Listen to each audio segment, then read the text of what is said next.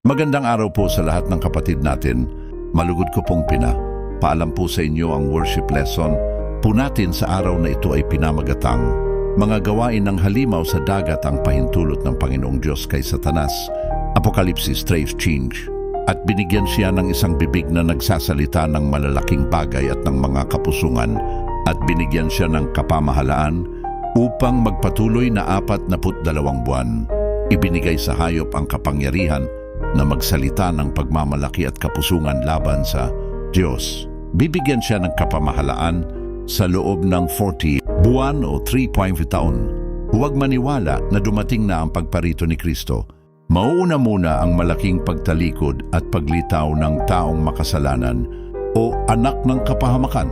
Itataas niya ang sarili laban sa Diyos at uupo sa templo na nagpapanggap na siya ay Diyos. Sa ngayon ay may pumipigil pa sa kanyang paglitaw, pero kapag inalis na ito, mahahayag siya.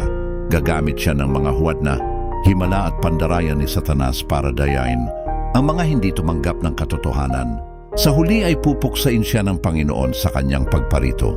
Ito ay babala na ang pag-ibig sa katotohanan ang magliligtas sa pandaraya.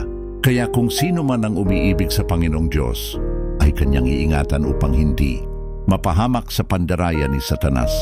Mga awit 145:20. Iingatan ng Panginoon ang lahat na nagsisiibig sa Kanya, ngunit lahat na masasama ay Kaniyang lilipulin. Pinoprotektahan at inaalagaan ng Diyos ang lahat ng tunay na umiibig sa Kanya. Pero ang mga masasama na patuloy sa kasalanan at tumatanggi sa Kanya ay hindi niya papalampasin, sila ay Kanyang lilipulin.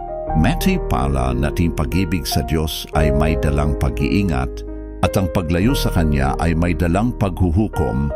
Maraming salamat po sa lahat ng kapatid natin ang nakinig ng worship lesson po natin sa araw na ito. Naway sumain niyo ang Panginoong Diyos. God bless po sa ating lahat. Amen.